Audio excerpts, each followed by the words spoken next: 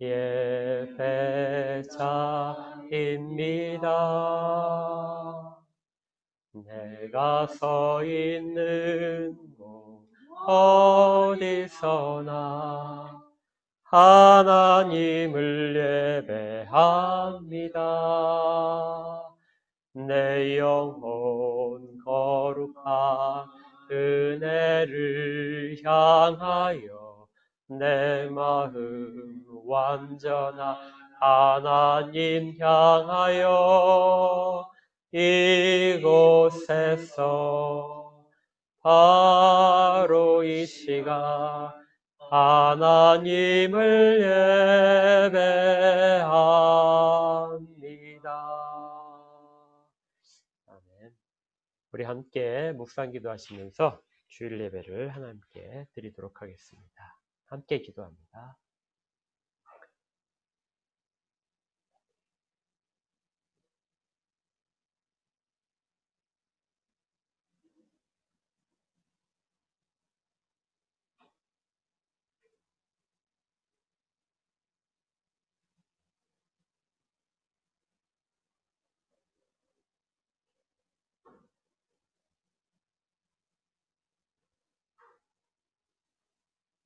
삼위일체 하나님의 그 크심과 위엄과 그 모든 거룩하심 앞에 저희들이 엎드립니다. 주께서 저희들을 받으시고 약속하신 은혜들을 부으셔서 영혼들을 새롭게 하시며 주의 백성으로서의 살아갈 힘들을 공급하여 주시옵소서.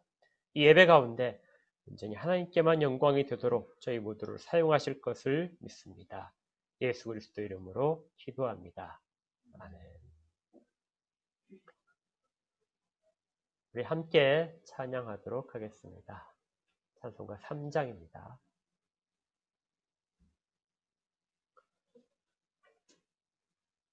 성부 성자와 성령 찬송과 영광 돌려보내세. 태초로 지금까지 또 영원 무궁토록 성삼위께 영광 영광 아멘.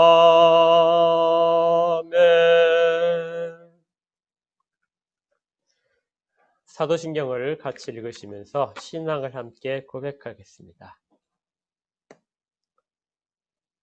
사도신경입니다. 시작.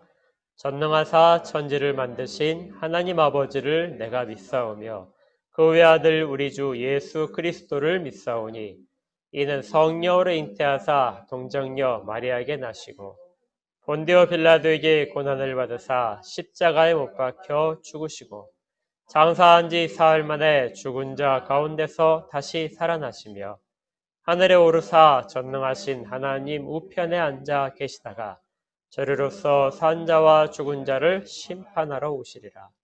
성령을 믿사오며 거룩한 공예와 성도가 서로 교통하는 것과 죄를 사하여 주시는 것과 몸이 다시 사는 것과 영원히 사는 것을 믿사옵나이다. 아멘. 찬송가 70장을 함께 불러 하나님께 영광 돌리겠습니다.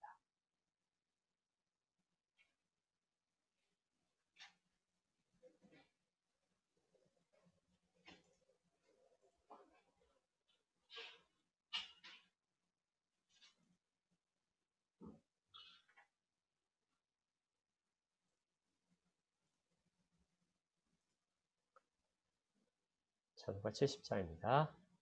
피난처 있으니 환난을 당한 자 이리 오라. 땅들이 변하고 물결이 일어나 산 위에 넘치되 두렵잖네. 이방이 떠들고 나라들 모여서 진동하나. 우리 주 목소리 한 번만 바라면 천하의 모든 것 망하겠네. 만유의 하나님 우리를 도우니 피난처요. 세상의 난리를 그치게 하시니 세상의 장엄이 쓸데없네. 높으신 하나님 우리를 구하니 할렐루야. 괴로움이 심하고 환난이 극하나 피난처 되시는 주 하나님. 아멘. 우리 함께 기도하도록 하겠습니다. 하나님의 크심 앞에 저희들이 엎드립니다. 언제나 저희들에게 좋은 곳과 피할 곳이 되셔서 저희를 보호하시고 이끌고 계심에 감사를 드립니다. 늘 그 은혜를 생각할 때마다 부끄러움으로밖에 주 앞에 설 수 없사오나 오직 주의 은혜 가운데 의지하여 이제도 주 앞에 서오니 주님 저희 모두를 주 안에서 받아 주시옵소서. 부족한 입술로 주를 찬양하오니 그 찬양 가운데 임재하시고 이 찬양한 입술 가운데 주의 약속하신 모든 것들을 허락하여 주시옵소서. 이 땅에 어수선한 것들이 많고 환난 가운데 있는 모든 자들이 있습니다. 이 모든 어려움으로부터 저희를 지키실 분이 유일한 피난처가 우리 하나님밖에 없음을 고백하오니 주님 저희를 보호하시고 감싸주시고 숨겨주시옵소서. 코로나로 인한 모든 경제적인 어려움, 사회적인 관계의 어려움, 또 저희의 신앙이 약해지는 문제들까지 모든 것들을 주 앞에 내어 맡깁니다. 약해서 주 앞에 엎드릴 수밖에 없사오니 주님 저희를 받아주시고 인도하여 주시며 지혜를 허락하시고 이 모든 일들을 친히 주장하셔서 더 좋은 결과들로 이끌어 주시옵소서. 저희들의 모든 영혼과 육체적인 것들을 지금도 보호하시며 주께서 약속하신 날까지 함께 하심으로써 이끌어 가실 주님을 찬양합니다. 즉 구원을 이루시기에 있어서 혼자 두시지 아니하시고 저희들에게 가족과 동역자들 허락하셨사오니 이 모든 일들에 있어서 합력하여 선을 이루도록 주께서 주장하여 주시옵소서. 부부 사이에서의 서로의 존중이 있게 하시고 사랑이 있게 하셔서 무엇보다 가장 근본적인 관계가 주 앞에서 바르게 있도록 인도하시고 그렇지 못해서 아픔 가운데 있는 모든 영혼들에게 특별한 위로를 더하시기를 원합니다. 또 자녀와의 문제 사이에서도 주께서 주 안에서 믿는 자녀의 모습들이 모두 다 있게 하시고 부모와 자녀가 서로 존중과 사랑으로 함께하도록 인도하여 주시옵소서. 그래서 모든 가정들마다 주를 찬양함에 있어서 화목함이 담길 수 있도록 도와주시기를 원합니다. 또 직장 가운데, 생업 가운데 주께서 은혜를 더하여 주시옵소서. 모두가 힘들어하는 시기 가운데 있사오나 특별한 은혜가 있어와서 저희가 그 모든 것들을 능히 감당할 수 있음을 믿습니다. 환경을 변화시키시고 모든 믿는 자들의 사업장과 직장들을 지키셔서 형통함을 허락하여 주시옵소서. 그리고 이 모든 일들로 인하여 주변에 저희와 접촉하는 모든 자들이 같은 은혜를 받도록 사용하여 주시옵소서. 이 나라 가운데 주님 함께하여 주시옵소서. 믿는 자들이 바로 서지 못하고 또 주 앞에 바로 아뢰지 못한 부분들을 용서하시고 또한 모든 자들이 하나님을 경외함의 자리로 나아갈 수 있도록 이 환경들을 사용하여 주시기를 원합니다. 그리고 또한 주께서 주신 이 모든 시험들이 우리를 더 크고 영광스러운 자로 이끌 것을 믿기에 주 앞에 모든 것들을 맡기오니 주님 홀로 주장하시고 또 지혜들을 사용케 하셔서 이 모든 일들 가운데 순탄한 것들을 허락하여 주시옵소서. 마음에 소원이 있어 주 앞에 아뢰는 모든 자들의 기도 가운데 응답하시고 서로가 서로를 위하여 기도하는 가운데 주께서 더 큰 은혜를 허락하여 주시옵소서. 오늘도 주의 말씀을 받습니다. 전하는 자와 듣는 자들이 한 뜻으로 주의 마음으로 말씀을 받게 하시고 또 그 마음 가운데 주께 순종하는 것들이 담길 수 있도록 인도하여 주시옵소서. 오로지 주 앞에 설 때에 주장할 것이 주의 은혜밖에 없음을 깨달아 지금도 주의 은혜를 구하오니 저희 모두를 말씀 가운데서 붙드시기를 원합니다. 그리고 모든 영광을 주께 돌리기를 원하오니 홀로 예배를 주장하여 주시옵소서. 감사드리고 믿사오며 예수 그리스도 이름으로 기도합니다. 아멘.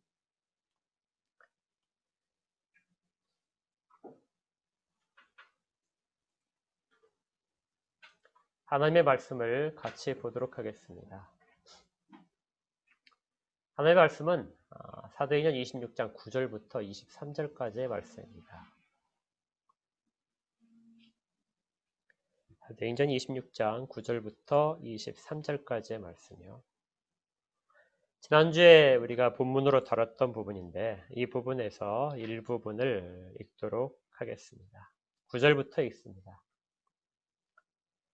나도 나사렛 예수의 이름을 대적하여 많은 일을 행하여야 될 줄 스스로 생각하고 예루살렘에서 이런 일을 행하여 대제사장들에게서 권한을 받아가지고 많은 성도를 옥에 가두며 또 죽일 때 내가 찬송 투표를 하였고 또 모든 회당에서 여러 번 형벌하여 강제로 모독하는 말을 하게 하고 그들에 대하여 심히 격분하여 외국 성에까지 가서 박해하였고 그 일로 대제사장들의 권한과 위임을 받고 다메섹으로 갔나이다. 왕이여 정오가 되어 길에서 보니 하늘로부터 해보다 더 밝은 빛이 나와 내 동행들을 둘러 비추는지라. 우리가 다 땅에 엎드려짐에 내가 소리를 들으니 히브리 말로 이르되 사울아 사울아 네가 어찌하여 나를 박해하느냐. 가시채를 뒷발질하기가 네게 고생이니라. 내가 대답하되 주님 누구시니까. 주께서 이르시되 나는 네가 박해하는 예수라. 일어나 너의 발로 서라. 내가 네게 나타난 것은 곧 내가 나를 본 일과 장차 내가 네게 나타날 일에 너로 종과 증인을 삼으려 함이니 이스라엘과 이방인들에게서 내가 너를 구원하여 그들에게 보내어 그 눈을 뜨게 하여 어둠에서 빛으로 사탄의 권세에서 하나님께로 돌아오게 하고 죄사함과 나를 믿어 거룩하게 된 무리 가운데서 기업을 얻게 하리라 하더이다. 아멘. 참조 성경은 사도행전 7장입니다. 사도행전 7장은 여러분들이 찾아 놓으시고 책갈피를 해 놓으시면 좋겠습니다.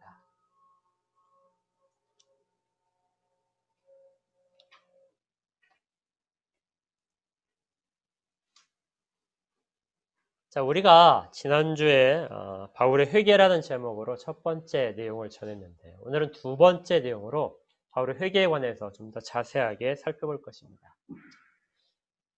신자가 된다는 것은 무슨 뜻일까요? 개인적으로는 아마 교회를 출석하고 또 믿음의 고백을 하게 되는 것들을 신자가 되는 것이다 이렇게 말할 수 있을 것입니다. 또 신분적으로는 교회의 구성원이 되고 또 하나님의 자녀가 되는 하나님의 백성이 되는 것을 그렇게 신자가 되는 것으로 생각할 수도 있을 것입니다.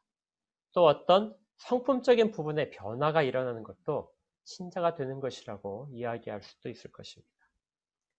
하지만 보다 원천적으로 근본적인 표현을 한다면 신자가 된다는 것은 새로운 인격이 되는 것을 말합니다.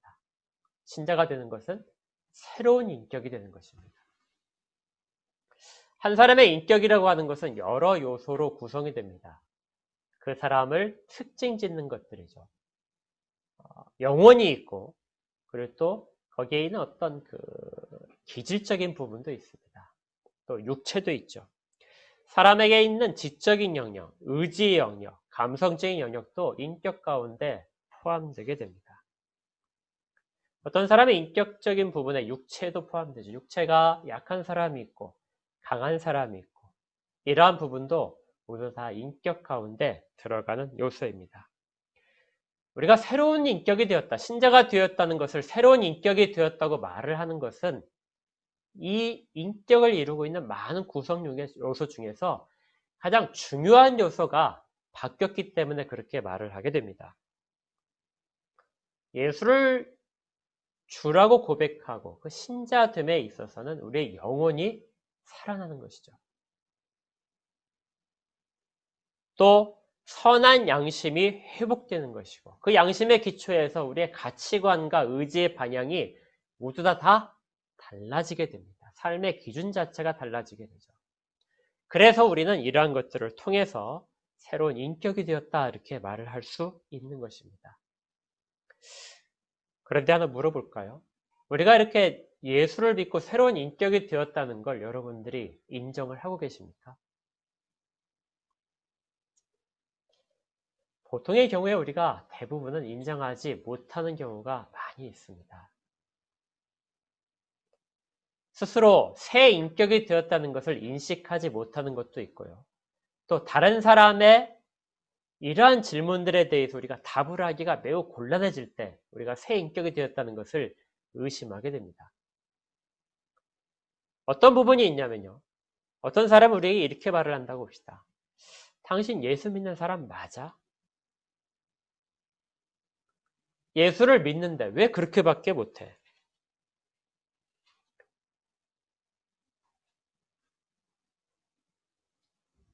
또 스스로에게 이렇게 질문하는 경우도 있습니다. 다른 사람들은 예수를 믿으면 다 잘 되는 것 같은데 나는 예수를 믿고 나서 잘 안 되는 일들이 많아.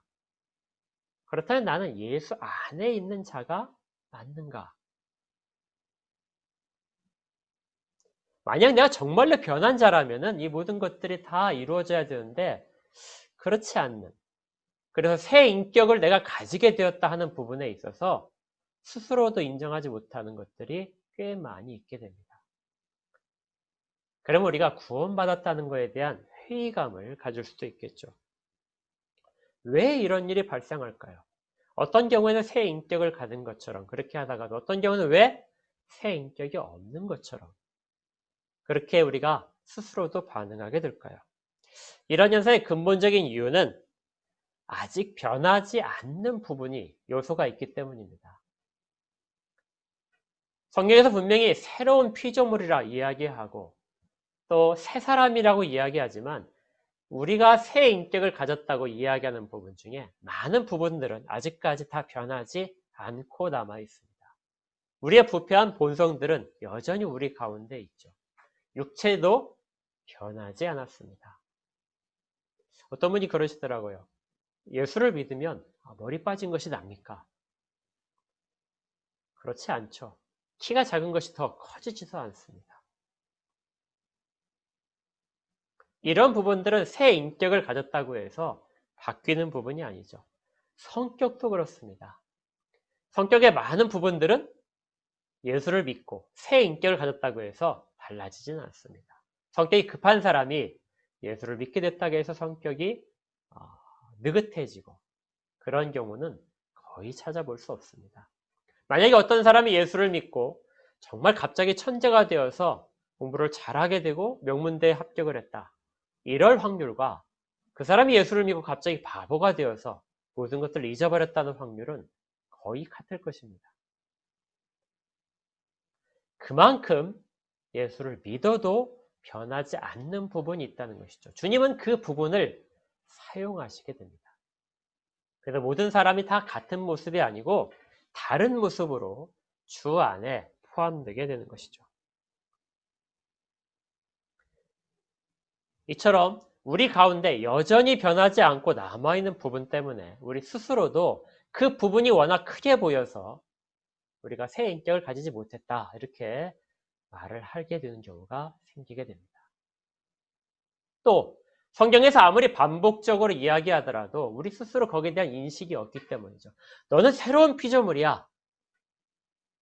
너는 새롭게 되었어. 예수 그리스도 안에 있어. 예수 그리스도 연합된 자 이렇게 말을 하지만 우리 스스로가 그거에 대한 지식과 인식들을 가지지 못하기 때문에 우리는 예수와 떨어져 있는 것처럼 생각하기 때문에 그래서 새 인격에 대한 확신을 가지지 못하는 것입니다. 어쩌면 이것이 우리가 가진 신앙에 있어서의 개인적인 세속화일 수도 있습니다. 우리는 교회가 세속화됐다 이렇게 말을 하기도 하고 또 기독교 전체가 세속화되었다 말을 하기도 하지만 우리 개인의 신앙도 우리가 모르는 사이에 사실은 세속화되어 있는 부분이 있습니다. 다른 사람이 보는 시각으로 조금 더 성격이 좋아지는 것으로 우리의 사업이 잘 되는 것으로 우리의 신앙을 판단하려는 것도 우리의 신앙의 세속화에 관련된 부분입니다. 완전히 떨어져서 존재할 수는 없지만 그것이 우리의 신앙을 판단하는 기준, 새 인격을 가졌다는 것에 대한 판단 기준은 될 수 없는 것이죠. 그런데 성경에 보게 되면 이러한 새 인격을 가졌다는 그러한 부분에 대한 정말 이 사람은 이렇게 정말 새 인격을 가졌구나 하는 그러한 예를 보게 됩니다. 그러한 사람이 바로 우리가 오늘 본문에서 보는 바울입니다. 바울은 지금 유대인과 그리고 아그리빠 왕과 총독 베스도 앞에 서 있습니다. 그리고 이방인들 앞에 서 있죠. 그가 지금 이야기한 부분은 내가 과거에 이러한 인물이었다 하는 것입니다. 만약에 바울의 지금 현재의 모습을 보는 사람이 현재의 모습만 알고 있는 사람이 바울이 이렇게 이야기하는 것을 처음 들었다면 아마 상상하지 못했을 것입니다. 어떻게 지금 기독교를 대표해서 재판을 받고 핍박을 받는 자리에 있는 사람이 어떻게 이전에는 기독교를 핍박하던 자의 자리에 서 있던 사람인가? 어떻게 이렇게 바뀔 수 있는가? 이전의 모습을 알고 있던 사람들은 더 믿을 수 없었을 것입니다. 왜 무엇이 바울을 이렇게 변하게 했을까? 어쩌면 바울도 스스로에게 그런 질문을 계속 했을지도 모릅니다. 왜 나는 이렇게 바뀌어야 했을까? 우리는 지금 앞에 2주 동안에 이 질문에 대한 것들을 답을 했었습니다. 바울을 변하게 한 건 무엇보다 부활하신 주님 가운데 그가 새 생명을 얻었기 때문이죠. 그의 영혼이 다시 살아나자 죄에 관한 일들을 깨닫게 됐습니다. 무엇보다도 그를 살리신 분은 주님이시죠. 그래서 그는 부활에 대한 은혜를 체험했던 자입니다. 그리고 그는 회개를 했었죠. 지난주에 우리가 다뤘던 부분, 바울의 회개입니다. 어떤 육신적인 슬픔의 표현이 아니라 철저한 그의 이전에 있던 과거에 대한 돌이킴, 그리고 하나님께로 돌아와서 주를 믿게 된 자로 사는 것. 이것이 바울이 한 회개였습니다. 이런 것들이 바울을 완전히 새 인격의 사람으로 이끌어갔던 것이죠. 오늘은 이제 그 뒤에 있는 부분, 바울의 새 인격에 관한 부분을 세 번째를 다룰 것입니다. 먼저 이런 질문을 먼저 하나 드리고 설교를 진행하려고 하는데요. 혹시 여러분들은 성경을 읽으면서 이런 생각을 해보신 적은 없습니까? 왜 하나님이 바울에게 조금 더 일찍 나타나시지 않았을까? 스데반을 죽이는 자리에 그 자리에 있기 전에 하나님이 바울을 만나셨다면, 주님이 바울을 만나셨다면 바울은 적어도 스데반을 죽이는 일에 찬성하진 않았을 텐데 또 수많은 그리스도인들을 핍박하고 가두고 그의 신앙을 변절시키기 위해서 했던 모든 일들을 하기 전에 주님이 바울을 만나셨다면 그러면 훨씬 더 바울은 주 앞에서 일찍부터 잘 쓰이지 않았을까? 우리도 그런 혹시 질문을 하지 않습니까? 내가 이전에 조금 더 주님을 일찍 만났더라면 교회를 일찍 다닌 것이 아니라 주님을 조금 더 내가 일찍 만나고 그 은혜를 조금 더 일찍 체험했더라면 나의 인생이 지금 완전히 달라졌을 텐데 왜 주님은 왜 꼭 그때에서만 나를 찾아오셨을까?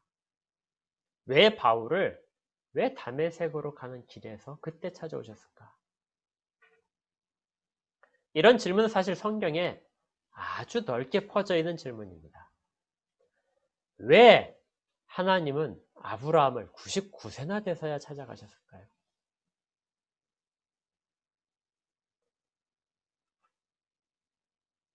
왜 20년 동안이나 침묵하시다가 왜 그때 찾아가셨을까요? 또 애굽에 있는 이스라엘 백성들을 구하시기 위해 왜 400년 동안이나 침묵하셨다가 그때야 찾아가셨을까요? 왜 모세에게는 80세가 되어서야 하나님이 그를 찾아가셨을까요?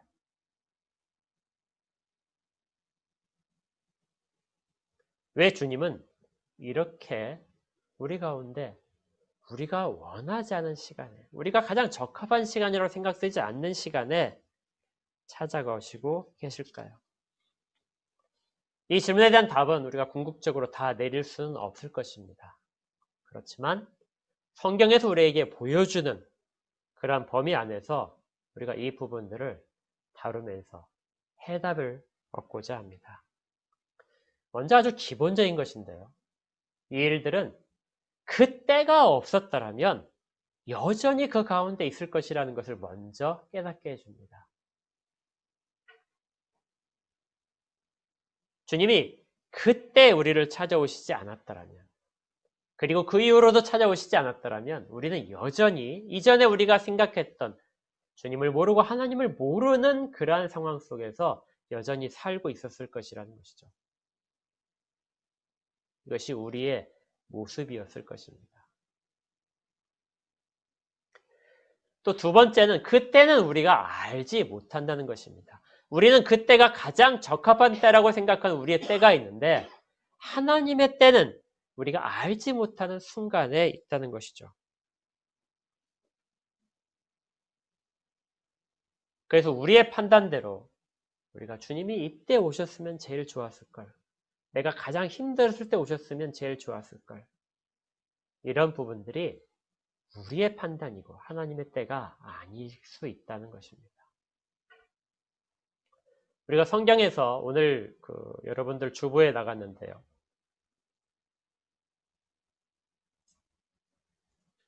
주보에 에스겔서 39장에 관한 내용이 나타나는데요. 에스겔 39장의 내용을 조금 살펴보도록 하겠습니다. 에스겔 39장 25절부터 이런 내용이 나옵니다. 내가 이제 내 거룩한 이름을 위하여 열심을 내어 야곱의 사로잡힌 자를 돌아오게 하며 이스라엘 온 족속에게 사랑을 베풀지라. 그들이 그 땅에 평안히 거주하고 두렵게 할 자가 없게 될 때 부끄러움을 품고 내게 범한 죄를 뉘우치리니 많은 민족이 보는 데에서 그들로 말미암아 나의 거룩함을 나타낼 때라.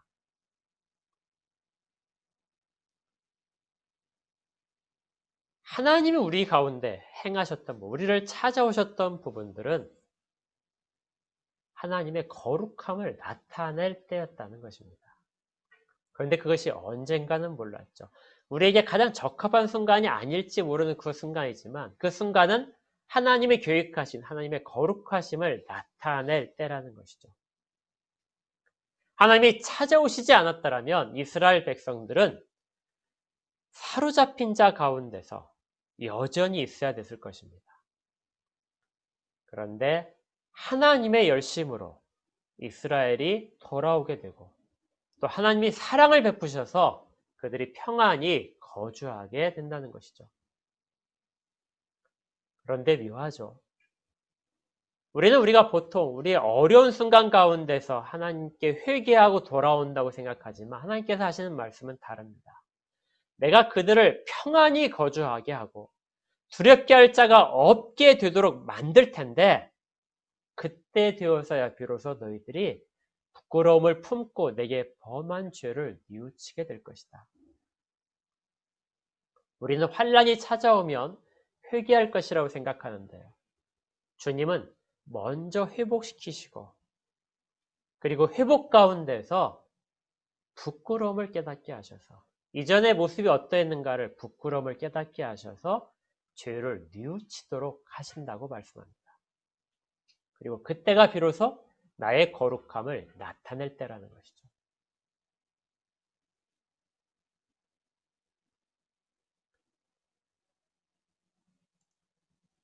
주께서 우리에게 하시는 일들은 이처럼 신묘마치가 아닙니다. 하나님의 거룩함을 나타내는 때는 우리가 알지 못하는 때일 수도 있기 때문이죠. 이제 조금 더 깊이 한번 생각을 해봅시다. 왜 꼭 그때 해야 되는가? 하나님의 행하심은 우리 개인과의 관계도 있지만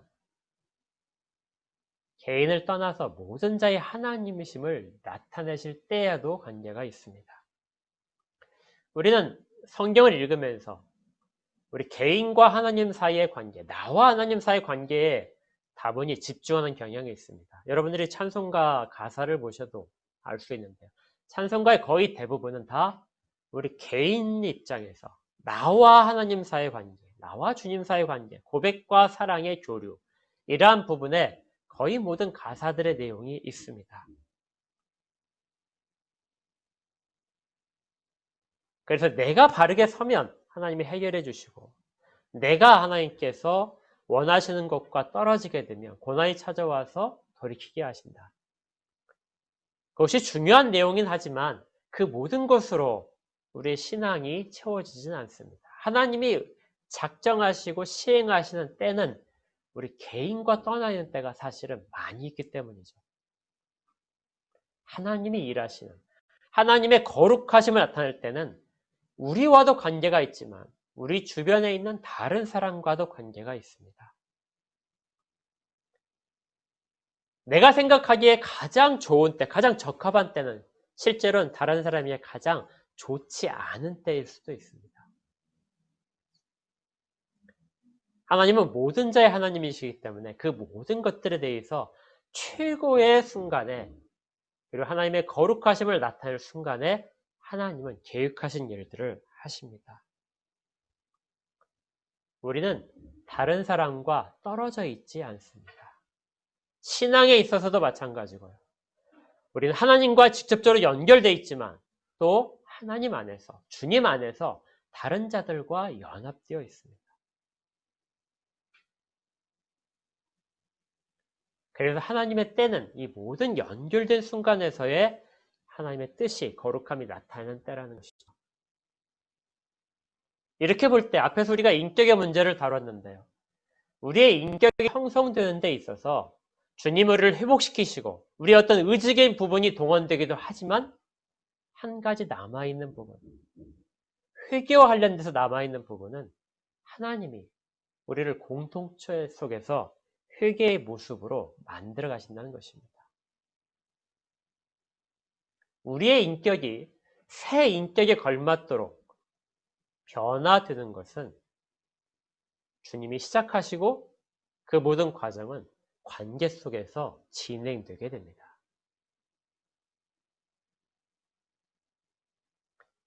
이걸 가장 잘 드러내주는 것이요, 우리가 사도행전 7장에 있는 스데반의 설교입니다.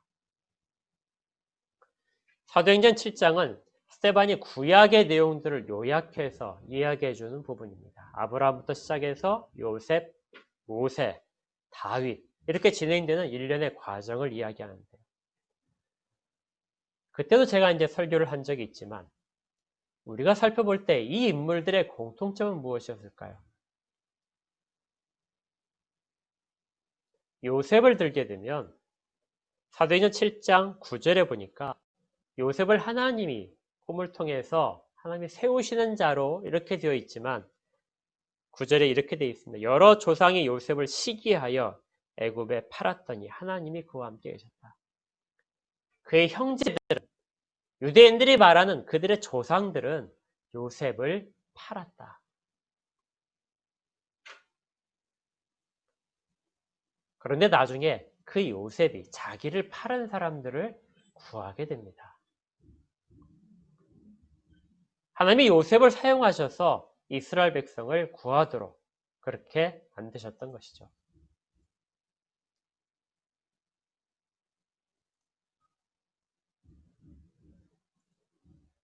창세기 45장 7절에서 8절에 이런 구절이 있습니다.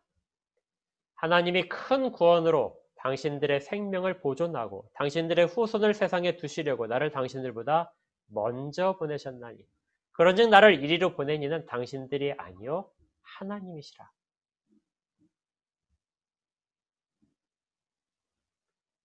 하나님이 요셉을 보내셨다는 거였죠. 그래서 요셉은 자기를 시기에서 팔아버렸던, 죽이려고 했다, 또 팔아버렸던 그 모든 형제들을 용서하게 됩니다. 그들을 위하여 나는 여기에 보내졌던 것이다.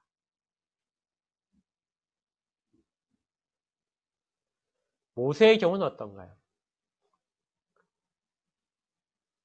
모세가 이스라엘 백성들을 구하려고 하자 이스라엘 백성들이 모세를 거부했었습니다. 누가 너를 우리의 판단자고 재판장으로 우리에 세웠느냐? 네가 우리를 왜 좌지우지하려고 하느냐? 그래서 모세가 그들로부터 쫓겨나서 광야로 갔던 것이죠. 그런데 하나님은 그 모세를 버렸던 이스라엘 백성들 가운데로 다시 가라고 말씀하십니다. 그리고 그 속에서 모세는 그들을 위하여 모든 모욕을 참아내게 되죠.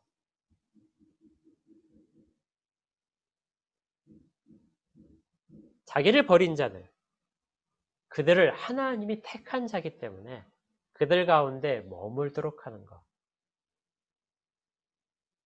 이것이 새 인격을 가진 자들의 특징입니다.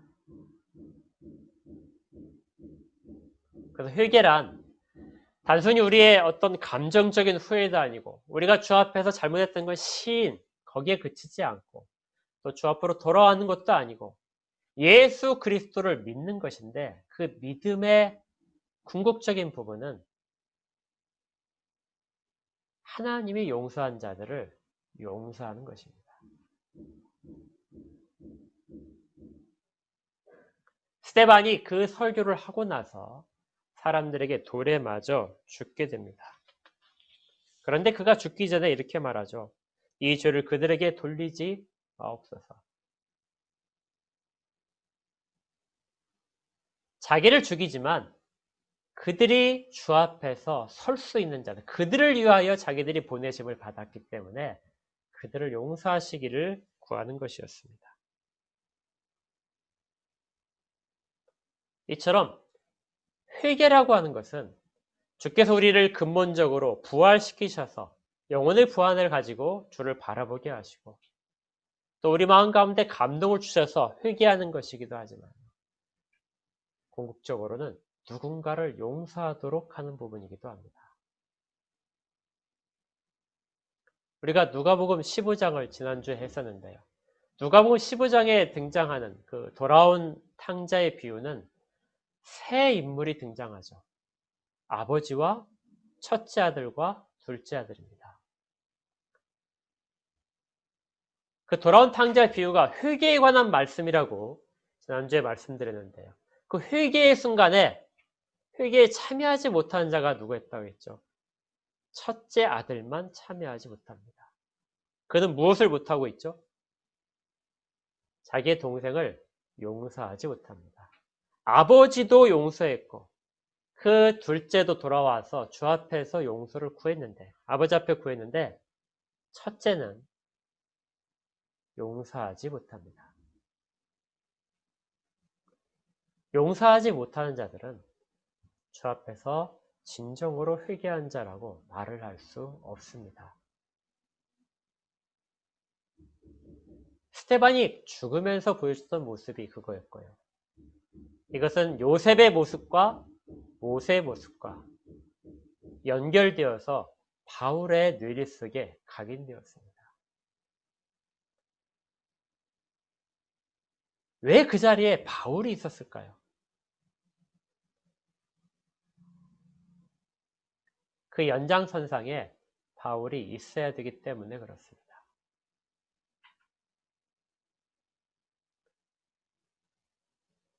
바울을 사도로 부르신 분은 우리 주님이시지만 바울을 사도로서 사역하도록 성장시킨 것은 교회였습니다. 바울이 스데반을 죽이는 자리에 있었고 많은 그리스도를 핍박을 하는데 거기에 대한 피해자가 교회에 없었을까요? 잡혀서 고문받은 사람이 교회에 있었을 것이고 또 자기의 가족과 친척들, 친구가 고문당하고 죽임을 당한 자들이 있었습니다. 그런데 교회는 바울을 받아들였던 것이죠.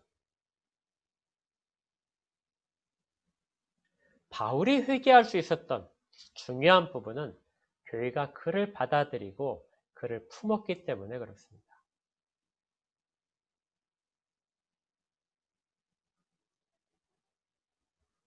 우리가 교회의 머리가 주님이라고 하고 우리 모두가 다 주에 연결된 자들이라고 할 때 주께서 용서하셨다면 그러면 교회는 그를 용서해야 됩니다.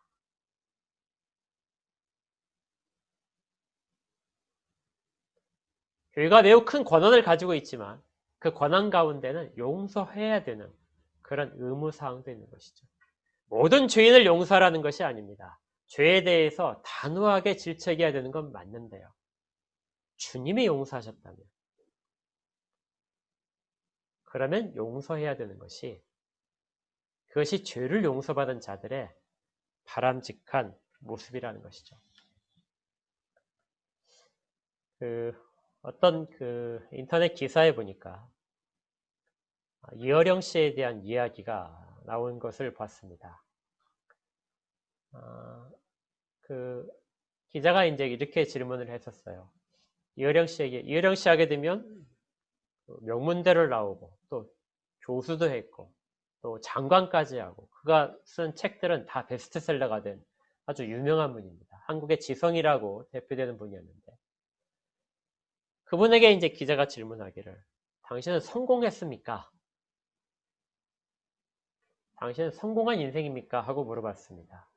그러자 그분이 대답하기를 나는 실패자입니다. 주저하지 않고 나는 실패자입니다. 하고 이야기를 했다고 합니다. 왜 실패를 했는가? 나는 일생을 살아오면서 동행이 없었습니다. 나는 열심히 노력했고 재능이 있고 그래서 그걸 다 사용해서 높은 자리에까지 올라오고 사람들의 존경을 받았는데 그런데 돌아보니까 나는 동행이 있었던 적이 한 번도 없습니다. 가족도 있고 나와 같이 일을 했던 동료들도 있었는데 동행은 없었습니다. 그래서 그는 실패한 인생이다 하고 스스로에게 이야기를 했습니다. 그걸 읽으면서 제가 생각했던 것은요. 그는 정말 실패자가 맞구나. 왜 그렇게 생각을 하냐면요. 그는 실제로 혼자 있지 않았기 때문에 그렇습니다. 그가 그 자리에 설 수 있을까지 얼마나 많은 사람들이 그를 도왔을까요? 그가 책을 쓰는 동안 그의 가족들은 얼마나 그에게 편안함을 주었을까요?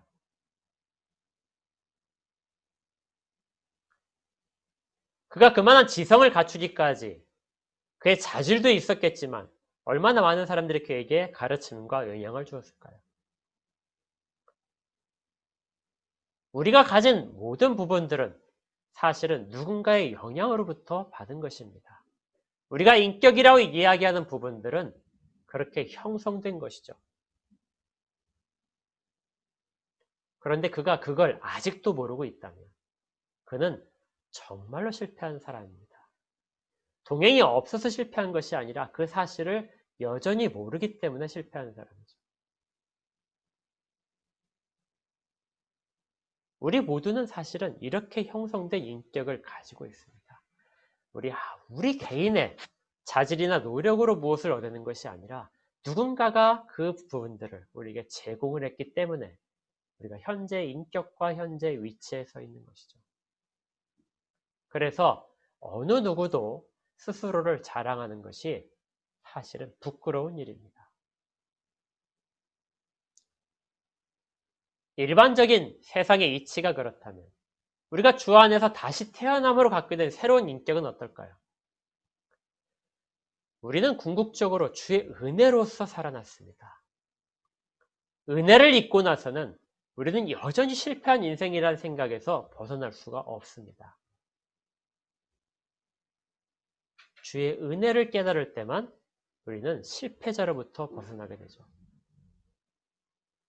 또 우리의 비참했던 상황, 주 없다면은 우리가 어떤 상황이었을지 다 인식도 없다면 우리는 여전히 실패한 자일 것입니다. 그런데 한 가지 더요. 우리를 그렇게 성장시킨 우리 주변에는 신앙의 본을 보인 사람들. 물론 어떤 사람들은 나쁜 의미로 사용됐을 수도 있습니다. 우리를 연단시키기 위한 도구로 사용된 사람도 있었을 것입니다. 그러자 그 모든 일을 통하여 주님은 우리를 현재 이 모습으로 빚어내셨습니다.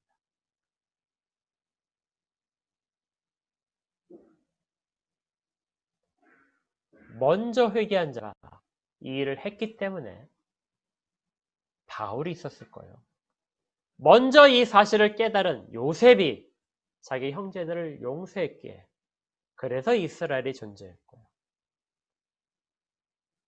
먼저 이걸 깨달은 모세가 자기에게 반역하고 하나님을 거절하는 자들을 주 앞에서 용기를 가지고 간구했기에 이스라엘 백성이 광야에서 멸절하지 않았던 것입니다. 교회가 그렇게 진행됩니다. 교회는 어떤 사교적인 집단도 아니고요. 어떤 특별한 이익을 추구하는 것도 아닙니다. 교회는 먼저 용서받은 자들이 그 회개의 연장선에서 다른 사람을 용서하고 받아들이며 그에게 새로운 인격이 있음을 인정해주고 같이 새로운 인격으로 성장해 가는 과정. 이것이 교회를 지탱해온 진리입니다.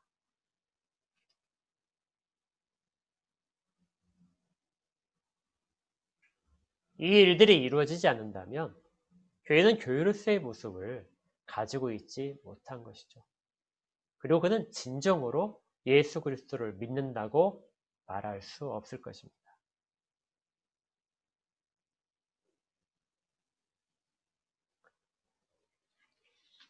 우리에게 모두 다 응어리진 부분이 있습니다. 누군가와 해결되지 못한 부분도 있고요. 또 원망하는 부분도 남아있을 수 있습니다. 그러나 기억하십시오. 그러한 부분을 주님은 지금 우리 가운데 있는 그 응어리진 부분을 풀고 계십니다. 무엇으로 시작되냐면 주님이 그렇게 하셨기 때문에 이전에 우리의 그 추악한 모습들, 죄악된 모든 모습들을 주님이 안고 용서하셨기에 그래서 부끄러움을 깨달아 주 앞에 죄를 고백하며 그렇게 돌아오는 것입니다. 그리고 응어려진 부분을 풀어내야 되죠.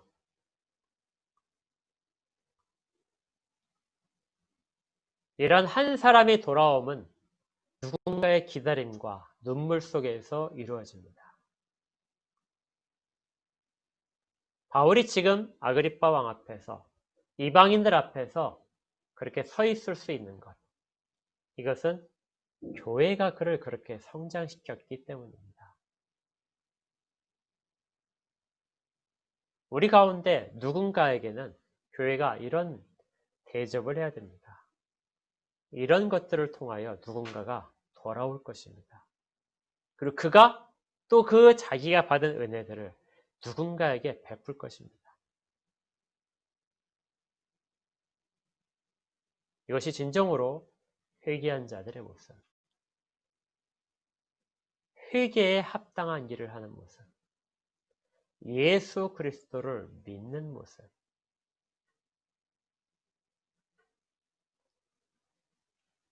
바울이 당시에는 알지 못했지만 시간이 지나서 이 일들을 알았습니다.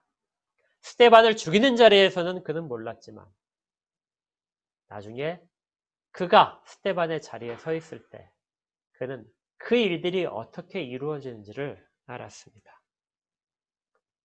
신앙의 길은 어리석게도 항상 이렇게 뒤에 가서야 우리가 그런 상황에 되어서야 깨닫는 경우가 많이 있습니다. 그 이전에 깨달으면 얼마나 좋을까요? 주께서는 바울을 그가 어미 태중에 있을 때부터 기억하시고 택하셨는데,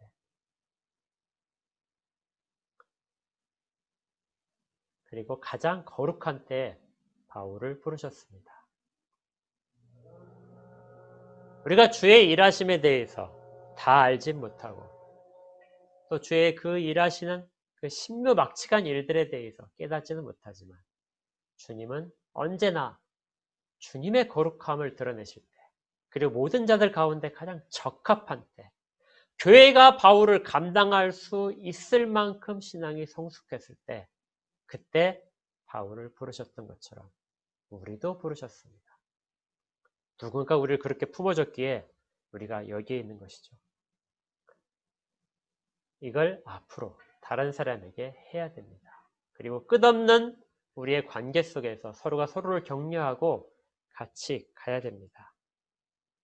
이 일이 우리 한특교회 가운데 있기를 축복합니다. 그리고 또 여러분들 각자의 가정 가운데, 삶 가운데 어디에 있든지 간에 일들이 여러분들을 통하여, 여러분들의 주변과의 관계를 통하여 일어나기를 바랍니다. 그러면 그리스도가 드러나게 됩니다.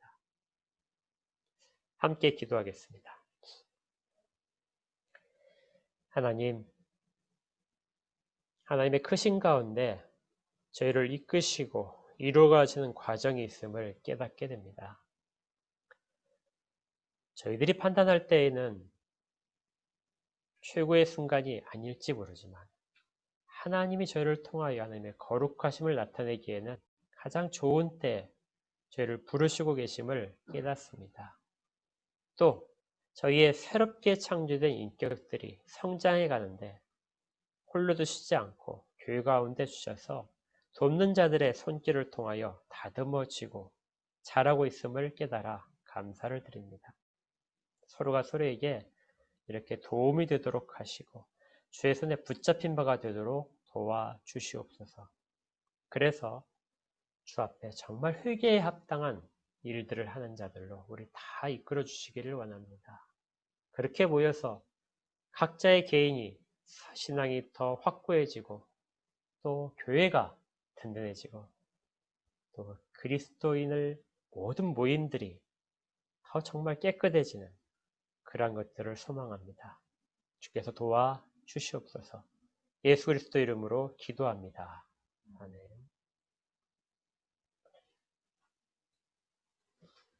함께 찬양하겠습니다.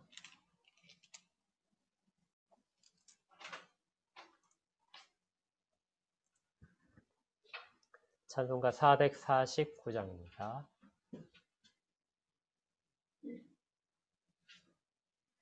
예수 따라가며 복음 순종하면 우리 행할 길 환하겠네. 주를 의지하며 순종하는 자를 주가 늘 함께 하시리라. 의지하고 순종하는 길은 예수 안에 즐겁고 복된 길이로다. 해를 당하거나 우리 고생할 때 주가 위로해 주시겠네. 주를 의지하며 순종하는 자를 주가 안위해 주시리라.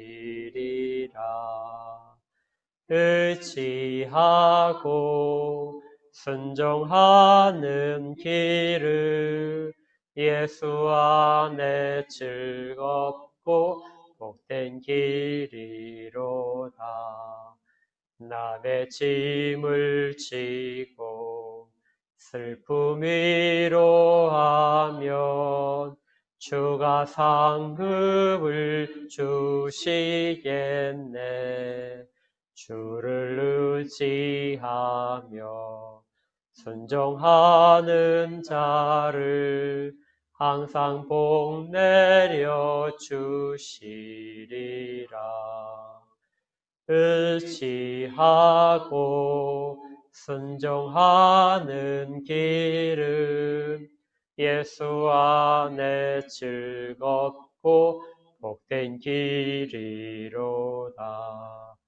우리 받은 것을 주께 다 드리면 우리 기쁨이 넘치겠네. 주를 의지하며 순종하는 자를 은혜 풍성케 하시리라.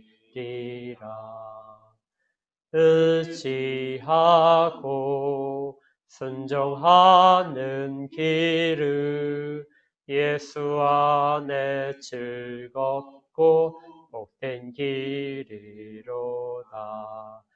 주를 힘입어서 말씀 잘 배우고 주를 모시고 살아가세. 주를 의지하며 항상 순종하면 주가 사랑해 주시리라. 의지하고 순종하는 길은 예수 안에 즐겁고 복된 길이로다. 아멘. 헌상을 위해서 기도하겠습니다. 하나님, 주께서 모든 것들을 주셨기에 저에게 있는 모든 것들이 가능해졌습니다. 그렇지만 주께서 명하신 대로 그것들을 가지고 열심히 살았습니다. 그리고 정직하게 벌은 돈들을 주 앞에 사용되기를 위해 구별하여 드립니다. 기쁘게 흠양하시고 이 모든 것들을 통하여 주의 이름이 드러나게 하여 주시옵소서. 또 드리는 손길 가운데 주께서 은혜를 다하셔서 마음에 있는 소원들을 헤아리시고 주께서 보여주시고자 하는 가장 좋은 것들로 그들에게 응답하여 주시옵소서. 모든 마음의 평안함과 위로들을 허락하시고 형통함을 허락하시기를 원합니다. 이제는 우리 구주 예수 그리스도의 은혜와 하나님 아버지의 크신 사랑하심과 성령님이 내주하시며 위로하시고 교통하시는 은혜가 모여 예배드린 모든 자들 가운데 각 처소에서 주의 이름을 부르며 주께 예배한 모든 자들 가운데 한뜻교회 가운데 대한민국의 교회들과 세계의 모든 교회들 가운데 그리고 이름도 빛도 없이 섬기는 모든 자들 가운데 영원까지 함께 있을지어다. 아멘.